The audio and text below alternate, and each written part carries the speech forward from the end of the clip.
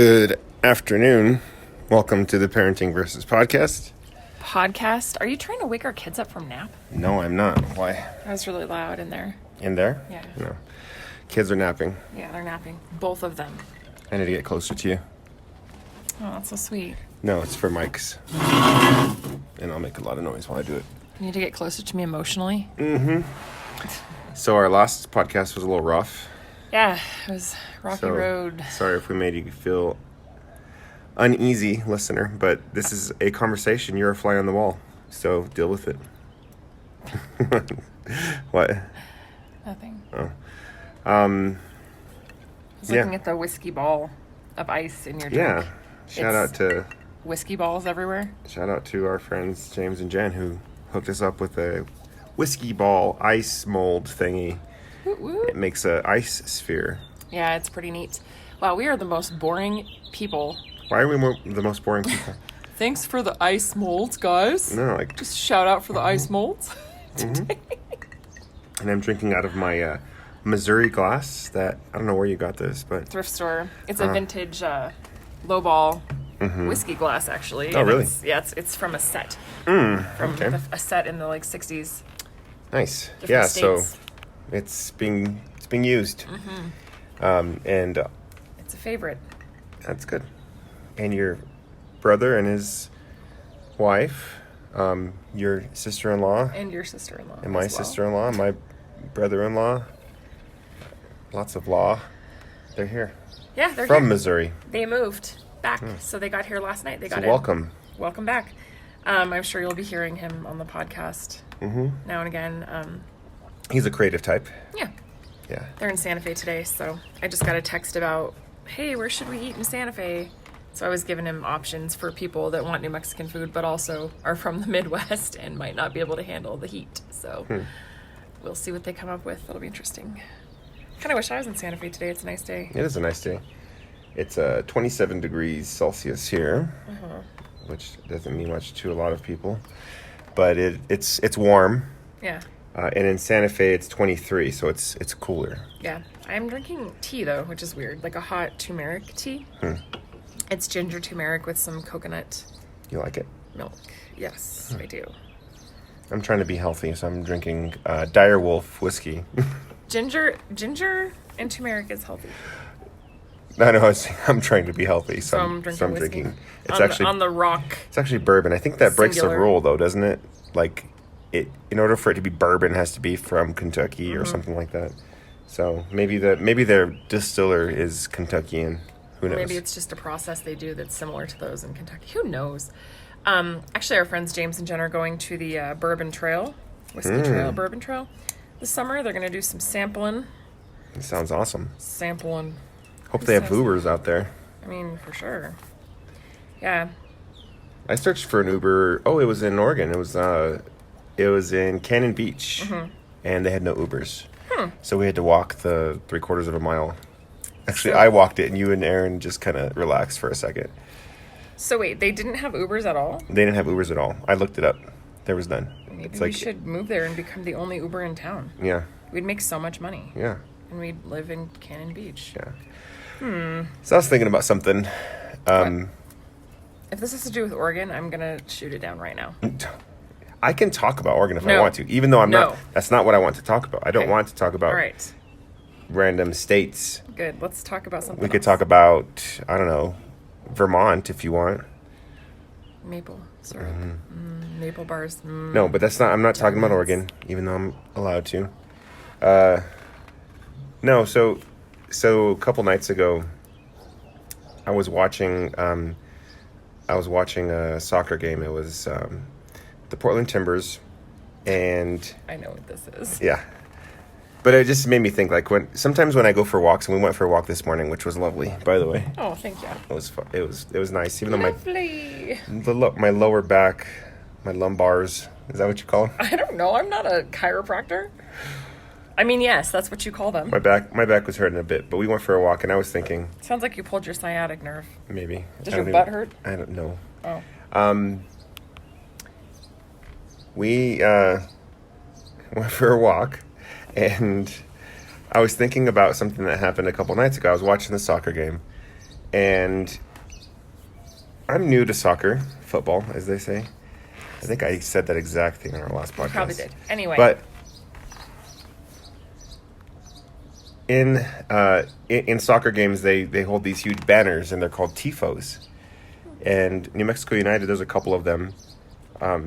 People are making them. They're the banners showing support, write different things on them. Well, what do you make them out of? I don't know, canvas. We should make one. Yeah, you can. No, but like we should make our own, and it should just have something really random but awesome. Well, we'd have to think on that.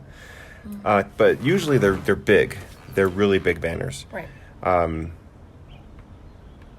And the one in the Portland Timbers game said, "We are enchanted," and the announcer, he said something along the line. I recorded the game, and I can go back and listen to it, I guess. But to you see recorded exactly. it? Well, so on YouTube TV, you can record like a bunch of TV. So I thought you recorded it for the reason you're about to say. No, I was like, wow. I'm not sure exactly what they said, but I was 2 whiskey drinks in, and maybe more. Lindsay says more. This whiskey's really good. Try it. No, thank you. But I started watching the game, and they had this huge tifo, and it said, "We are enchanted." And I'm like, oh, that's interesting.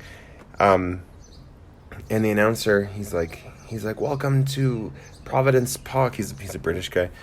The land of enchantment or something like that. And I was like, oh no, you didn't. And it really, no, you didn't. Portland. It really made me upset, like super upset. So I was like, I'm gonna tweet this, and I'm gonna tag Portland. But and you need to explain why that made you upset, because some people don't know why. Our motto. Well, our real motto is Crescit. It's Latin, Crescit Unido or something like that. It grows as it goes. Like that's the real motto. It grows as it goes. But the unofficial motto, which is on our license plates, is the land of enchantment, and people make jokes about it. It's the land of entrapment. En-tramp-ment? En-tramp-ment. There's also a bunch of hoes here.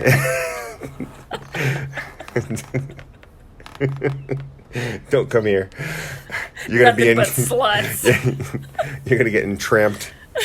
No, but like that's our thing. So New Mexico's pretty little, and so for me, my thinking is like anytime I hear anything that has to do with New Mexico outside of New Mexico, it makes me either really happy or really upset.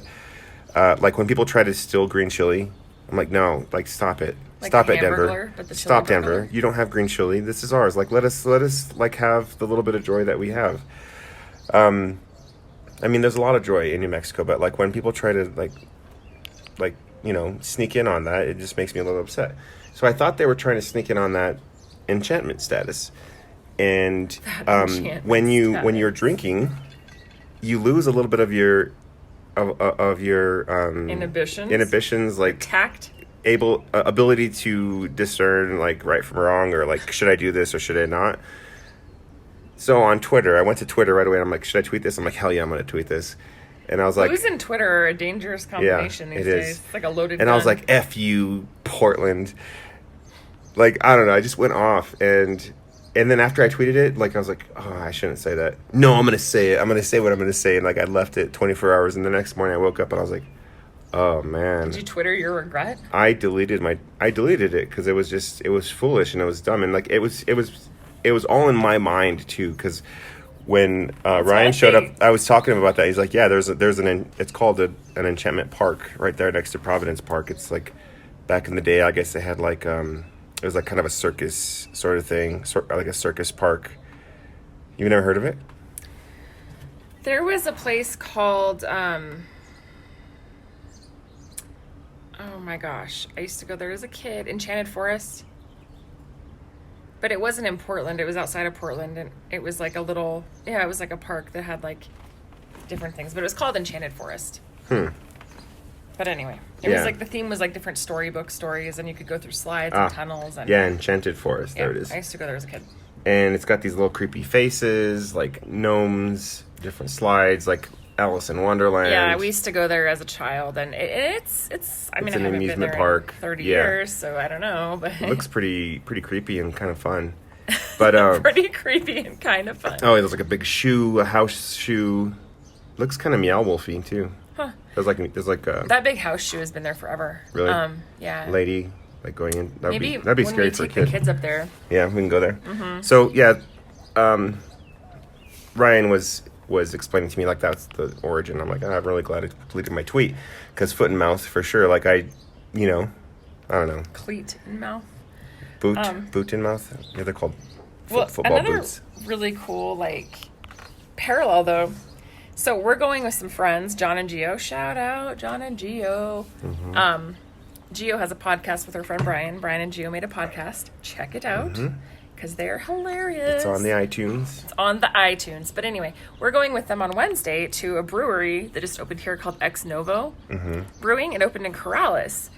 And the crazy thing is there's one in Portland. And I was like, wait a minute. I need to find out why this is in Portland and now it's here. So it turns out I looked on their website and Ex Novo Brewing started in Portland, but the founder is from New Mexico. So he went up there, founded Ex Novo in brought it here? Portland and Beaverton, and then because Corrales is his home where he grew up, he put one in Corrales, where he's from. Interesting. So I'm gonna there's check like it a out. weird Portland, New Mexico parallel with beer now too. But we're gonna check that spot out on Wednesday, and I'm excited. I'm excited to bridge the gap between beer. Nice. Yeah. That's cool. That would be Sure. like if You guys posted on how that goes. It'd be like if La Cumbre opened up a tap room in Portland or something. As they should. And Project Dank is my favorite. I've just really been enjoying that. Oh, that's a huge bee. Yeah. I'm gonna turn this fan off because it's making noise. Is that okay? Oh, I had it on to keep the bugs away because they don't like the wind, but whatever. So yeah, lots of Portland, New Mexico parallels that we run into sometimes, but But I wanted to continue on my story. So like with social media, yeah. Is that like a new thing? Like does that happen a lot to you? I mean, people drinking and posting things? no, like do you ever just Have regret. like think to yourself, I need to get this out there somehow. I need to express myself, and then like social media is right there, and boom, it's like out. Yeah, I think it's mostly when I'm frustrated with you, but I try not to do that. Because I think that's a little passive aggressive. Yeah. But not lately, but yeah, I mean I've seen people do it and I'm not going to name names or anything, but I've seen people do it recently. So, Yeah, it's just I don't know. You gotta hold back from the Twitter. Anyways, don't be like Trump fueling your Twitter, guys. Like it's that's a kind of terrible funny idea. that like what I did once and I felt really bad about. Happens to him Our on the president daily, is like the daily. like multiple times, and he has no remorse about it, and he probably should. Yeah. Yeah. And anywho, so yeah, the brewery should be fun. I'm excited for that. Yeah. Excited Me to check too. it out. Me too.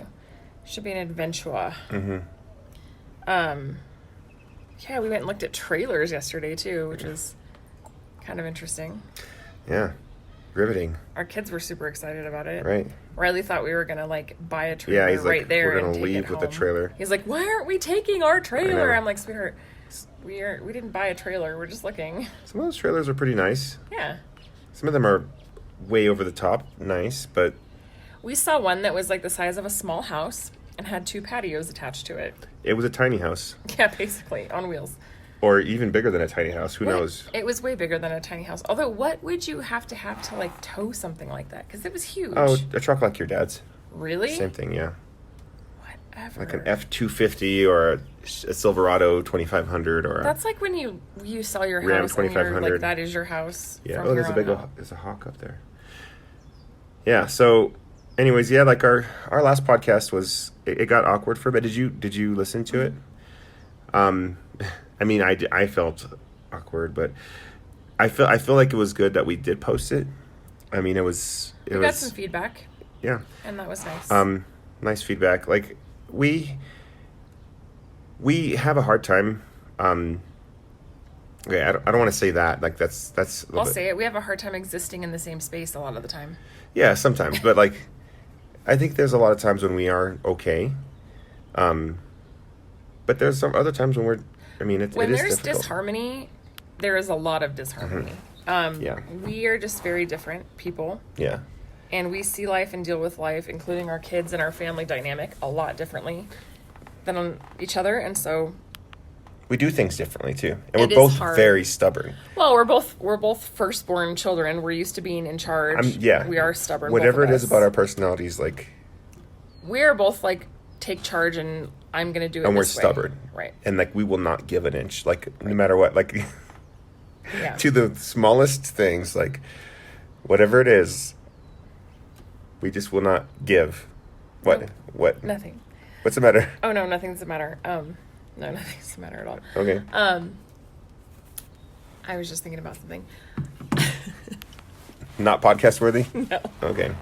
But yeah, we don't really share well in our space because we both want to be in charge. And I think part of that has to do with like I said, our birth order dynamic of like, you know, we're both oldest children. We're both like stubborn, so that doesn't help. And what are you doing? Sorry, Do you want to move the table? I just need you to be closer to me. You keep saying that. Yeah. Okay. There you go. So yeah, that's hard. And then having you home in the summer sort of like throws the Like, I'm here all of a sudden. right. It throws the dynamic and the routine that Everybody I've has to had change. all year, that I've been building all year to get right. It just throws it to shit. And I'm sorry. I'm not trying to say that to be mean, but it's just like I'm used to being the only adult present.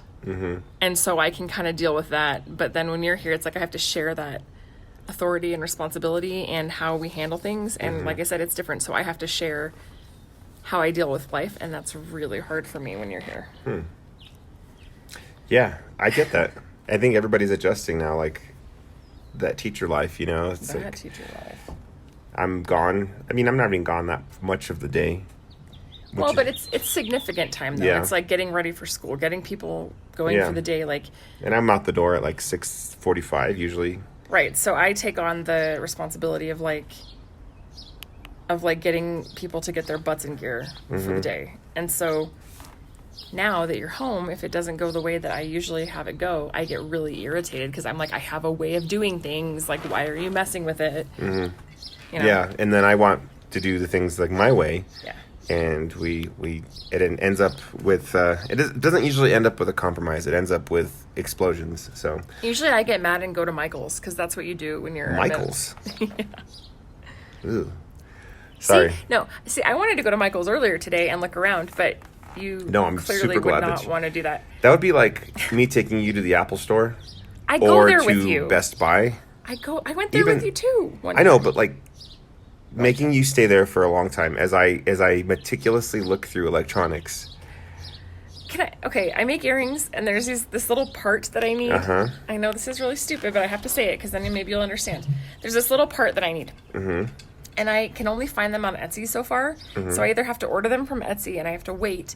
And most of the time when I order them off Etsy, they come from China, which means I have to wait triple long to get them. And so I've been trying to find them in either Etsy or Michael's or Hobby Lobby so that I can actually do what I need to do. Right. It's just frustrating because I have to consistently check because their inventory changes all the time. Yeah. And I can't find them in a brick and mortar store, and it's starting to piss me off a little bit. You lost me. Yeah. I'm gone. So I'll probably go to Michael's later alone, which is fine. Totally fine with me. Do you like Michael's more because they don't play like The religion card? worship music over the thing? I try not to listen to what they're playing either way. But it just, honestly, each store has certain things that I need. Both stores don't carry everything that I need. So I end up at either one all the time. It doesn't matter. Somebody has to make that music too for Chick-fil-A and Hobby Lobby. Like the classical It's like worship no music? it's like no lyrics and it's like and then you hear you're like shopping and then you hear Lord I lift your name on high. But they don't have lyrics. I know, but like it's like that tune. But here's the thing that's weird about that. Like, if they're trying to make a spiritual or religious impression on people that are shopping there, if they're not a spiritual or religious person, they're not going to pick up on the fact that it's a hymn because they're not going to know the words. Can I just say the 90s were a bad decade for like Christian music and just religious music? Christian music in general is just a bad situation. Yeah, that's true. It just shouldn't happen. Yeah. That's like making Christian art. Like, what does that mean? that means... What, are you going to finger paint Jesus? Like, I don't, like, just make your art. There's pretty bad religious art out there. There's also really good religious art, though. It's usually a couple hundred years old, though. Thousands of years old. I can't even talk right now. 1,500 years old. 1,000. Like 1,000. Like 1,000. Yeah. So, I mean, we're getting along now, which is good. Yeah. Yesterday was interesting with our 7-year-old having a major meltdown. I keep forgetting he's 7, too. I know, right? Yeah. That was He fun. had a, like, flip the out moment. Can I... So after our podcast, I think it continued to fume after that. I'm not even sure. Maybe it was the next day. Who knows? Maybe it's just you. The days are... Yeah, maybe. I'm just kidding. The days are kind of melting together. But I took a breather. I thought to myself, like, I don't understand this woman. Did you think to yourself, what a wonderful world? She does not understand me. I do not understand this woman. And she has no idea who I am. And I was, like, so angry. And I went to go take a shower. And then... Did you wash that anger off of you? Well, it takes me, I don't know, tops 5 minutes to cool down. Like, I'm peak angry. And I get really angry. When I'm really angry, I don't want to see you. I know, but no. I don't want to see your face. And I want to sort it out. Not just you. I want to sort it out, like, at that moment. No, but I'm saying if I'm angry at all, period, yeah. I am like, I'm gone. I need to go drive in my car. I need to go listen to music really loud until I'm calm. Because when I do that, it's about a 20-minute situation versus, like, a 2-hour situation. Right. Because I don't want people in my face talking to me. I just I get that. And it's... You do not, because you're always in my face talking to me. No, I get that. I know that about you. But you're not going to respect it. No, like, we are exact opposites in that situation, because I cannot leave until I get this sorted out. You know, the other day I had to get super, like, okay with myself really quickly, and it was really hard. When Luke threw a wet pair of pants at me. Was that last night? No, that was like 2 days ago. Our 7-year-old thought he was being funny, and he chucked a wet pair of pants at me, and it slapped me in the face. And it hurt so bad. And I was like, you little shit. And it came out, and I realized what I said, and I was like, I'm sorry, I shouldn't have said that. That was not okay. Did they roll it back, like, right away? Yeah, and it hurt. I mean, I did feel that way, because I was so angry, and it hurt so bad. It was like getting slapped with a wet towel in the face. But, like, I was like, okay, like, I can't react like that, because he does not understand. Like, he didn't have any idea that it was... Why was he throwing wet pants at you? I don't know. Like, it wasn't, like, to hurt you. No, he thought he was being funny. Oh, yeah. And so I was like, okay. Like, I had to remember, like, he doesn't understand that this is a no-no. You don't, like, whip people with wet clothing. It hurts. Now he knows. Yeah. Well, I'm glad you were able to rule it back. For I me, was so here's... pretty mad, though. Can I play-by-play it? Not play-by-play, but can I just recap? Do you need...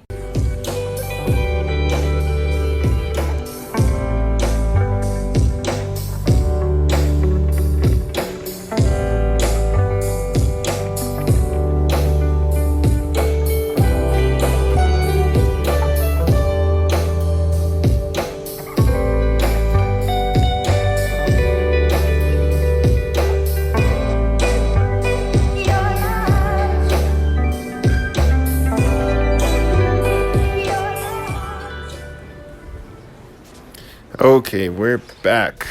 I always pick that song. I hate that one. Okay. Sorry. I'm sorry. It's not my favorite. Okay. I still like Jeff. Jeff's still my favorite. Okay.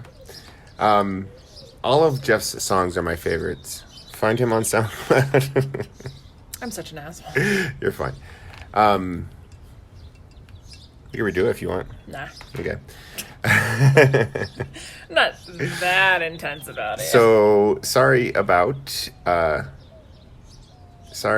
weirdness. Lindsay had a phone call. We record on her iPhone, so there you go. But anyway, so I was going to say about backing it up. Yeah. So, for me, I'm pretty patient for the most part, and then after I'm patient for like a certain amount of time, there's a threshold. It goes patient. I'm trying. And then I get to a point, and then if I'm still trying to be patient and it doesn't work, then it's like anger up here. Like I'm pissed. And then the whole time I'm pissed, I'm trying to try to reason with you, but you don't reason sometimes when you're angry. That's true. And you're like, I'm going to be pissed, and we're both going to be pissed, and I'm just like, okay, screw it, I'm out. And then I walk away, and it takes me like maybe about 4 or 5 minutes to cool down. Mm-hmm. And then I cool down, and then I come back to you, and I'm like, hey, I'm sorry. And like, you're still pissed. And like, it takes you days to cool down. No, I wouldn't say days. I would say days. If you gave me adequate space, it would take me probably an hour tops. I have given you space. I have given you time. And literally, I think it's days. Well then. No, you disagree? I think it depends on what we're arguing about. But you take a lot more time than I do. Yeah. Right? Yeah, I know that. Okay.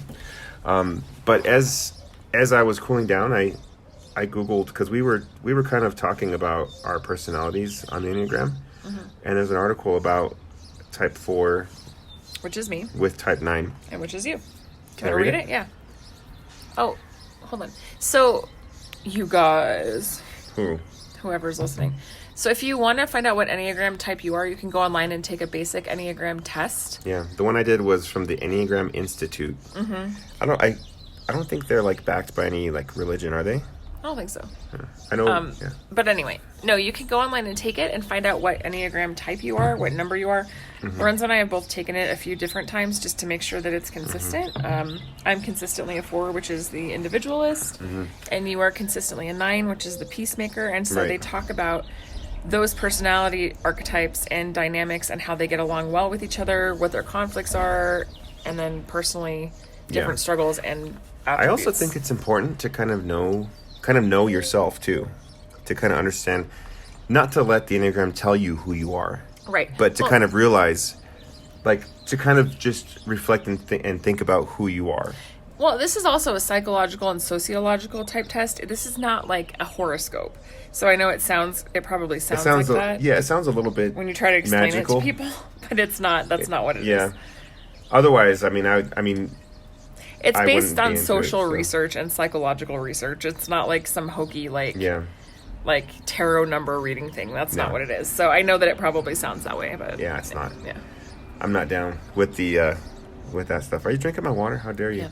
That's because you're a Gemini. Mm-hmm. I'm just kidding.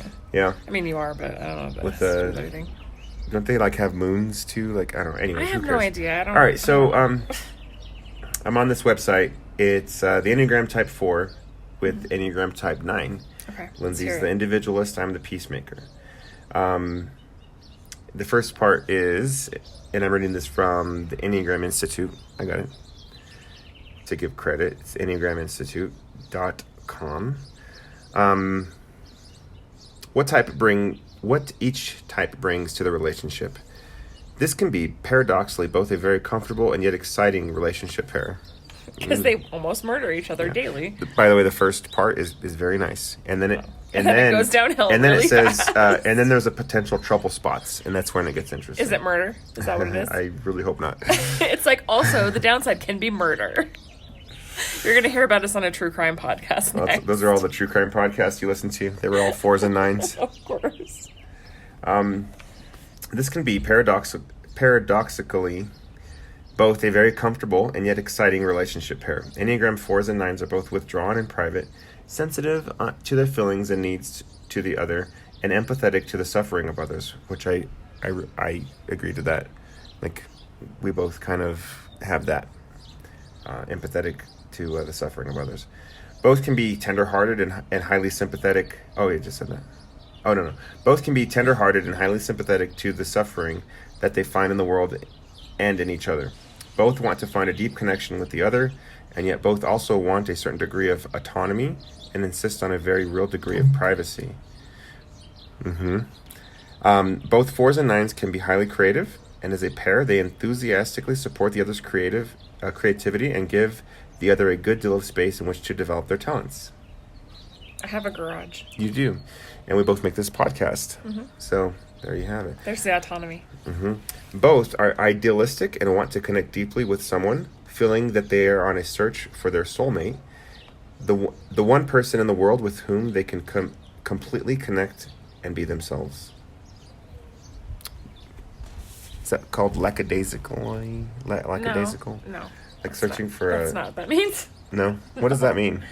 I'm not versed the wrong in word. words. No, I think it's not necessarily that we are searching for a quote unquote soulmate, but we are searching to be understood deeply by one another.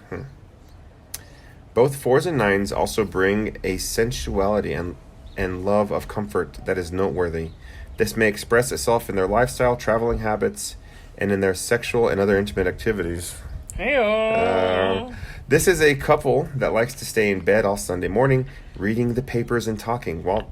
Unless they have 3 children. Well, we used to do that, though, before kids. We would stay in bed and, like...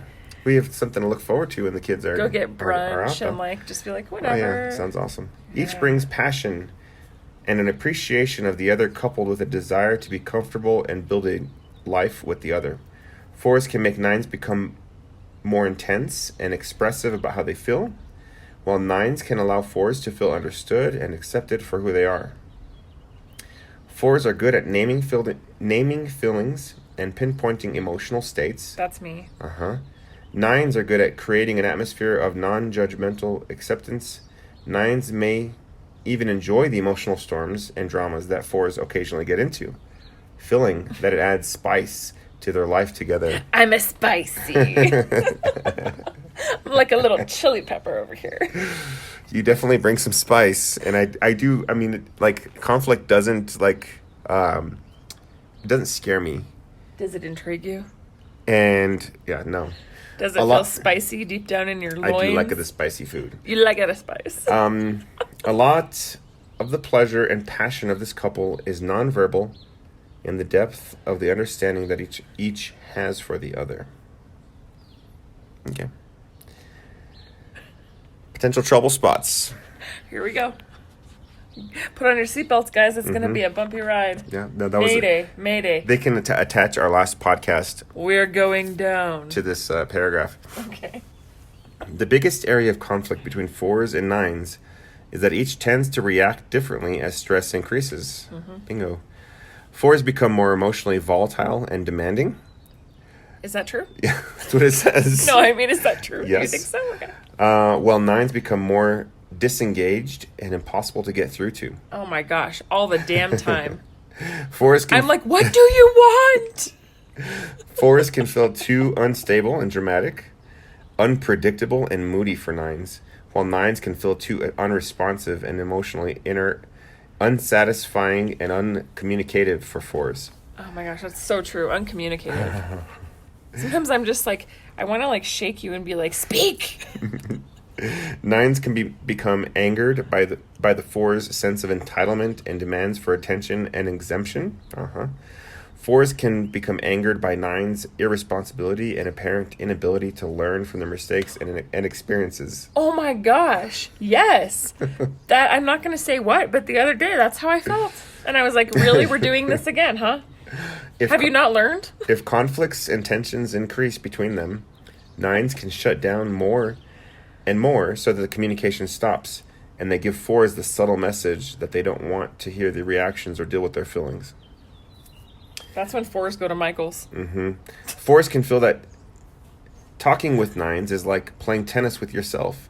There's no one to hit the ball back, and there's too little relating in the relationship. You know what? I do feel like that, but I also see that dynamic with your parents. Like your dad kind of does that. I wouldn't be surprised if your dad's a 9. And my mom's a 4? Or she's Maybe. very similar, because I've noticed like there's times where she's like Larry, and she like wants to talk to him, and he's just like not. He's like checked out. Yeah. Yeah, maybe. Contempt. What was that noise? That was the dishwasher. Oh, okay. Contempt for what 4s see is being boring. Hang on. Contempt for what 4s see as being boring and ineffectual can end the relationship. Yes, I don't want to be bored. Yeah. In fact, that's really hard for me, and I think. Can I just side note that? Sure. In my 20s and young adult life, when a relationship would get boring, that's usually when I would be like, yeah, I think I'm done. Like, it's really hard for me to deal with boring. I don't like being bored. I want to be spicy all the time, like a spicy meatball. Definitely. That's why you want to go buy a trailer and take it across the country. I still want to do that. still want to do that. All right, I'm going to keep going. Okay. Both types look for partners who seem to embody some qualities that they feel they do not have in themselves. 9s seek strong, high-energy partners, whereas 4s seek partners who possess some ego ideal that they feel they are missing themselves. In lower functioning 4s and 9s, neither energizes the other and both get stuck in a morass and inhibited anger, resentment, and irritation with each other. Yeah, that happens. 4s tend to give up on the 9s as being hopelessly inert and dull, whereas 9s give up on the 4s as being too demanding and emotionally volatile. For further understanding about this type of combination, read about the stress arrow and how types of 4 and 9s and when they're moving along. So that's sort of like individual study for... Yeah, well, no, there's stress arrows. Like, there's arrows, like, when you stress, like, what happens to you? Like, it's what's your downward spiral? Like, yeah, we both have downward spirals. Exciting but self-destructive behavior would be mine. Mine too, kind of. But anyways, yeah, so there are some things in there that I could agree with. Some maybe not so much, but... Yeah. It's interesting to kind of read about those. Yeah, I think there's a lot of truth to that. So, and even, let's say, like, even if you don't agree with the Enneagram analysis yourself, like, I think that there's some valid points worth talking about. Yeah. In relationships, no matter what your Enneagram number is, or your personality type, or, you know. Mm-hmm. There was a podcast we listened to, the Jen Hatmaker, and she was talking to Richard Rohr, who's from Albuquerque. Oh, there he is. I knew I heard a child. Hi, son. He just woke up from nap. Yeah. Hey, did you sleep good? Yeah. Okay. Yeah. You want to sit with mommy? I'm being good. You're You being are good? being good. Do you want to watch a show or do you want to sit with mommy? Or play trains? Yeah, I want to play train. Okay, go play trains. You can play trains, buddy. You have permission. Okay. Or sit there. That's fine. Yeah, so it was a good podcast. She talked about the Enneagram. And Richard Rohr, who I've been kind of following a bit, he wrote a book. Can I have some bacon? Can I have some bacon? You want some bacon? Bacon. Yeah, I'll cook you some in a minute, okay? He's in a weird mood. Can I have some bacon? When he gets really overtired, like he was before lunch, he freaks out and his blood sugar drops and you have to feed him, and then he realizes that he's tired, and then you put him down for a nap, and when he wakes up he feels good, but then he's pleasant, but he still wants to eat. Okay. This is like every time. He's just Wonderful. a lot more agreeable now. Yeah. I do want to get a kiddie pool and fill it up with water, and I want to. You know- I want to lay in it. I was just thinking, how cool would it be if we put a pool in there, in our little dog run area, since we don't have a dog, Yeah. and made that like the pool area, and then we could shut the gate when we need to. Why would we want to shut the gate? Well, like if the little guys are playing out here, Oh, okay. Yeah. maybe we should go like for a pool. We should go to Costco and see if they have any pools. Mm-hmm. And then when we're at Costco, maybe we can get a giant case of beer. Yeah, Who that wants sounds some like a beer? plan. Hey, Yeah. maybe when we pick up Luke from summer camp, we can all go to Costco because Yeah. all the kids like it. Yeah, maybe we should broadcast this on our podcast. We're going to Costco, bitches. Yeah, when you're in your mid-30s, things are Well, riveting. okay, but here's where my head's at though. Uh-huh. We have to order a unicorn cake for a certain person's birthday. Sure. This train is not working. Let me see if I can fix it. And then we also apparently need a pool. And they give out samples. And if all of our kids are going to be happy while we're doing this, then I am all about it. It's like win, win, win, win, win, win. That's Win. true. Lots of winning happening. We need to get some batteries for Riley's trains, too. So, yeah, that could be a possibility. Anyways, yeah, I'll just wrap up my thought, I guess. Sorry. Costco. No, Jen Maybe. Hatmaker, she writes some books. She's one of those, I guess, progressive Christian voices out there. There's more kind of rebelling to, like, the mainstream evangelical Christianity that a lot of America has been brought up in, and that's, like, sick and tired of, like, the mainstream. Like, there's this alternate, like, voices popping up, including, there's a bunch. So she has this podcast. They were talking about the Enneagram. It was on our way back from the VLR. You remember? Yeah, I remember. The VLA. Very large array. And she had Richard Rohr on. Richard Rohr wrote a book a long time ago, it's called Enneagram, I think, and they were talking about that and the validity, I guess, that it is, and how it's not supposed to be hokey or magical or anything like that. It's supposed to be rooted in science somewhat. So there's some truth to it, and I don't know. I would say, this is just my thought, and I'll stop talking about Enneagram.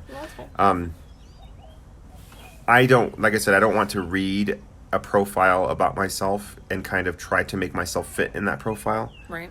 But use it as a way to kind of understand who I am, and use it as a way to kind of think about who you are. The dynamic of interaction between. And and everybody's different, and everybody is going to react and interact with each other. Yeah. Differently. Yeah, of course. So just kind of realizing that, like, not everybody is me. Well, it's kind of a roadmap to dealing with different personalities and things. Right. Which is cool. I think it's helpful. It can be helpful if you use it. Definitely. It never hurts to self-examine and dissect, like, the why of how you behave and your reasoning and everything else. So not a bad gig. Is there anything this summer? I was just thinking about this. Is there anything this summer that you want to accomplish as far as, like, personal, like, growth? Like, have you thought about that? Yeah, I think I mean, as shallow as it sounds, I'm really trying to work on my physical, like, self. Not even just for, like, aesthetic reasons, but, like, just to feel better. Like, I noticed that I was doing good getting in a routine before we went to Portland, and then I blew it, and I'm noticing the difference. Like, even in the 2 days I've been, like, trying to get back into that routine, I feel better. And so I'm trying to, like, just integrate it more into my lifestyle to make it not just something I have to do, but something I enjoy doing and something that kind of sustains me. Yeah. The other thing I'm working on is trying to be more consciously nurturing. I'm not always... Nurturing is not my first reaction to a lot of things. And so I am trying to be conscientious of that and then sort of, like, fake it till I make it. Do you know what I mean? Like our 7-year-old had a meltdown yesterday, and every inch of me wanted to be like, fine, you're grounded, go to sleep. Right. Like, you know what I mean? It's bedtime. Like, you're going to stay in your room all night because I'm not going to put up with your crap. No, yeah, he was being a little rotten. He slapped my arm, and he's never done that before. It was very weird. He's hit me a few times, too. Yeah, So I'm trying to nip that in the bud, whatever that means, like, however we get that done. But I also realized after I sat and thought a minute, like, I was like, okay, me getting mad at him is not going to help solve the problem. It's not going to help him feel heard. He was having a meltdown over candy, but it really wasn't about the candy. Like, and so I was trying to kind of, like, gauge, like, what it was actually about. And then we got into this conversation, and he's like, you know, because he started summer camp 2 days ago, and it was his first day yesterday, and everything was new, and his routine had changed, and he very much likes his habits and routine, and he was just feeling a little overwhelmed, I think. And he needed to talk about it, and he needed to just, like, let it all out. He cried a lot, you know, and he told me, like, I don't have any friends, and that makes me feel sad. And I said, well, it's only the first day, you know. There's probably a lot of other kids that feel He was asking me a lot about bullies, too. So, and just kid dynamic, human dynamic in elementary school, and, like, his age group. So he's just trying to figure a lot of things out, and it's hard. And so I just sat and listened, and I just tried to reinforce, you know. I'm glad you sat up there, because he did need that. Yeah, you know, just reinforce, like, you're smart and you're nice and you're kind, and, you know, you matter. I just wanted him to know that he matters and, like, his feelings matter. I think it's really easy for us to put him to the side a lot of the time because we have 2 younger kids, and they demand a lot of our attention. Well, what he needs is not different from what, like, everybody needs, I think. Of course not. I think that's true for us too. Like, we want to know that what we do matters, and that we're heard, and that we're cared for, and that we're loved, like, all that stuff. Like, it's everybody needs that. So yeah. So I just wanted to give him some of that time, and then everything was fine, and he was okay. But yeah, so I'm just trying to be more consciously, like, nurturing and really consider what that means in the day-to-day stuff. So that's kind of what I'm working at. Awesome. What about you? Like, what do I want to work on as far as personal growth? Yeah. I think same. Like, I want to have a good foundation of like physical activity, because when I do get to go on my runs, I like to run a bit in the neighborhood and My train's not working. oh, do we need to get batteries? Yeah. Okay, Probably, huh? go get it ready for the batteries. We'll go get some batteries, okay? Please get the battery. We have to go to the store to get them. No, Mama. I thought he was in a better mood. I'm a fan. Okay, can you put that on the fridge for me? That's a magnet. Put it on the fridge. So physical. Yeah, so I do want to be healthy and feel healthy. I want to feel good about myself. I write in a journal a lot, and like when I look back at my journals for the past like however many years, the consistent thing that I'm writing about like how I'm feeling is I don't feel happy with my self-image, like what I look like, all this other stuff. And I know that's I feel like sometimes I just need to get over that and just be happy with who I am and what I look like. But I also don't want to. So I want to be happy in my own skin. Have you noticed that you feel better about yourself when you just feel better? Like when you feel like it's not about like what you look like so much as it's just like I feel healthy, so I feel all right. Like a lot of the way I feel as an adult is a result of how I felt as a kid. Yeah. I was a heavy boy, and like all the way from like all through elementary school and into high school.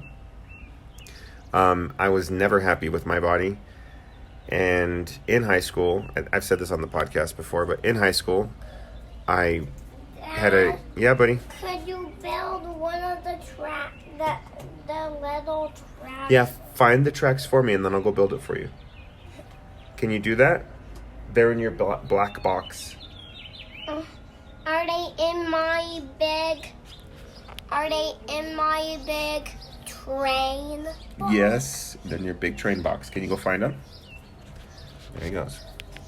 So, I was never happy with my body and how I looked. I tried, like even in the summer, I tried to cover myself up with like hoodies or sweaters. Clothing that worked really well was like football jerseys. Mm-hmm. Like we were Green Bay Packer fans, and like some of my favorite clothes were football jerseys because they're thick and they kind of hide you. Yeah. And in Moriarty, it's really windy. Like especially in the springtime.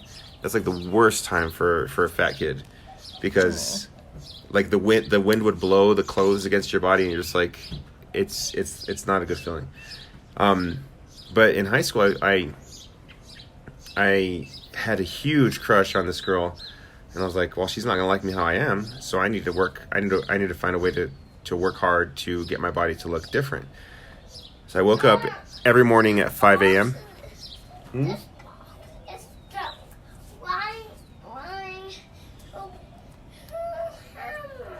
So get the stuff inside, Riley. Find them inside. Hammer it. Have to parenting pause. Is that parenting pause? I think so. We're gonna wrap up in a second. Well, but it's gonna be. Okay, we're gonna pause real quick. I'll be right back.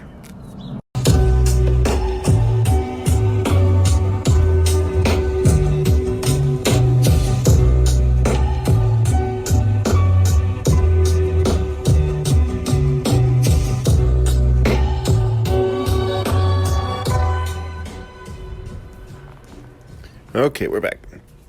I'm gonna wrap this up. Yeah. I guess I'll finish my story real quick. Yeah, go for it.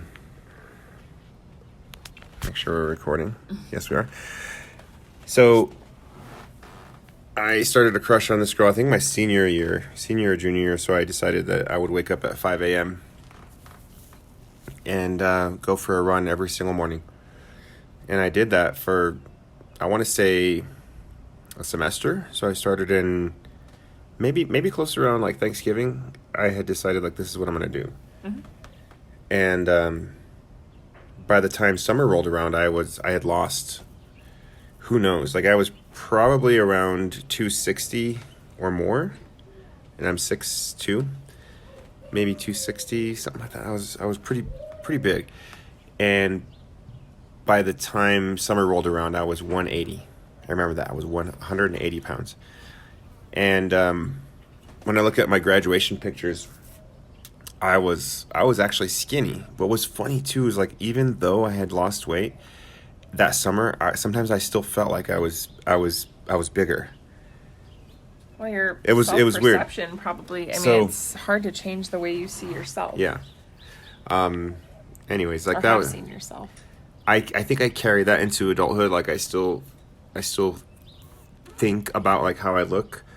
Which is crazy because you're not like fat. You're not like you're tall. But I still think about that, and I still worry about that. And I don't know why I worry about that, but I do. Like I think you should be happy a lot of times with what you like, who you are, and that shouldn't matter. I don't think it should matter. And like the reason I did feel that way as a kid is because there was this pressure, and nobody ever told me like, "Hey, you're fine, you're okay." Well, confidence is attractive, and it's like confidence you can have no matter what body size you are. And I had zero confidence. You know. And it's okay not to have confidence. Like that's true too. But nobody told me as a kid like, "Hey, you're okay." So, I think I'm gonna try to. Yes, I'm gonna try to be healthy and exercise because I do feel better after I exercise. It's a moment where I can kind of get some mental space, and not everybody gets mental space from exercising, but I happen to feel that way. That sounded like Juju, huh? Yeah, it did. I was like, how did she get out of her bed? It's Riley. Wow. He's making a voice. He's making his trained voice. So I want to. I also want to exercise, and I want to feel good and get that mental space. And I don't know. There's other places I want to grow, but we'll get there when. We'll grow as we go. Grow as we go. In Mexico. Yes. All right. So what are you listening to? What am I listening to? I always say I would have to look on my phone for that. I'm listening to a book about exorcists that are appointed by the Catholic Church, and like it's like a historical perspective on exorcism and why they do it and what the standards are for becoming one, and how the church decides and how they decide if they're going to do an exorcism on somebody. It's very interesting. It's actually a lot of history, which is fine. I'm not like Catholic per se, so like some of this is new to me, but it's just a really interesting concept in general because it pushes those boundaries between science and religion and faith. But the Vatican still does have appointed exorcists, and they meet every 2 years in Vatican City, and like it's just very secretive. They don't talk a lot about it, but it still exists, and it's an interesting book to kind of gain some insight on that. Oh, cool. I don't know, really random book, but So I thought that was a podcast you were listening to. No, it's a book. It's a book. Find some more. Could you find some more little tracks, Dad? Yes. I will find more tracks. Can you give me 1 minute? I'll be right there. Okay. Could you close the door? Yeah. I've also been listening to the band Klaxons. It's kind of an old band, but I've been having a throwback moment, and I've been listening to Klaxons quite a bit. So Nice. yeah. What about you? So as far as music goes, I've been listening to a couple of newer albums, I guess. Violet Street from Local Natives. There's a couple of songs in there I think are really, really great. The Front Bottoms came out with a new EP. It's called Anne. Yeah. I was gonna say, you know who has a new album out? Who? Interpol. Do they? Oh Yeah. yeah, I think they do. I should listen to that. Yeah, I haven't heard the whole thing yet, but it's on my list. Yeah. Front Bottoms is one of those bands I have recently started listening to. They're kind of they're real interesting. They're really You were talking about them Yeah. last time a little bit. they have an album that I have been listening to for a long time. Not a long time, like I don't know, maybe 6 months or so. And that album is called oh crap. I think you mentioned it on the last podcast. Twin Size Man. No, that's the track. It's called Talon of the Hawk. Yeah. So that album I thought was really good. But then the album that it's an EP. It's called Anne. They're pretty, like, it's like throwback emo. Yeah. Like, not like Dashboard Confessional emo, but like... Same vein. Yeah, but not like that emo. It's like the emo, like the OG emo. That's what it kind of reminds me of. Mixed with a little bit of like raspy punk. Like their lyrics are very emotional. Like sometimes I listen to it when I run and I'm like, I can't do this. I need to be energized right now. It reminded me of somebody that I was thinking of the other day, and I was trying to remember the band. But yeah, it was the same era, like 2000s kind of emo. Yeah, thing even happening. like earlier, like 98. Kind of like Spitting. 97, 95. They reminded me of Kind of Like Spitting. Huh. A little bit. That's a band, by the way. All right, cool. I haven't heard of them. I gotta listen to them. I saw them in a random secret warehouse show in Portland, and I didn't even know who they were at the time. And then there was something after that? Yeah. That's cool. So yeah, that album has been pretty good. And then I've also been listening to another kind of punky sort of garage band sort of thing called Morbid Stuff by... Oh, shit. Oh, shit. No, that's not what they're called. But I lost the album. Uh-oh. Who is it? Oh, they're called Pup. Morbid Stuff by Pup. And they're playing Meow Wolf pretty soon. You mentioned that. Or maybe it already happened. I'm not sure. But I do want to see them. There's some good shows coming at Santa Fe Brewing, too, that I really want to go to. Yeah. So we got to get to a couple shows at least together. And there's this album that I found out actually from your cousin. I found out because I'm on Instagram all the time, and she has Instagram stories. Do you do the stories or not really? Sometimes. I do the stories. I don't know. My cousin has good taste in music. Yeah, but it's a very calm music, and when we were in Portland, like, and it was kind of rainy, it was pretty. Yeah. I don't know if this was your cousin or somebody else, but it's called. The album is called Good Nature. It's by Turnover. It's very like. I think they're coming. Relaxing, really. To Meow Wolf, yeah. Yeah, the album cover's really cool too. It's like a jungle. Yeah. Yeah. Cool. Anyways, so that's the music. Podcasts. I've been listening to a new podcast. I'm a backsliding heretic Christian, so I'm listening to Another Name for Everything. It's by Richard Rohr. It's 12 episodes in, and they're all about his new book, which is called The Universal Christ. It's triggering for most Watch out, Christians, you're treading on thin ice there, son. But holy moly, like, I've just been getting a lot out of this podcast. I love it, actually, and I would recommend it. Sweet. You're going to break the door, buddy. Be careful. So that's what I've been listening to. Okay. Yeah. Well, let's go ahead and wrap this up. Okay. We got an antsy little train-loving boy. Well, I always forget to cue the music. Cue the music. Cue the music. The music. Can you say it? And I think cue the music. Okay. All right, guys. Have a good week. We'll talk to you later.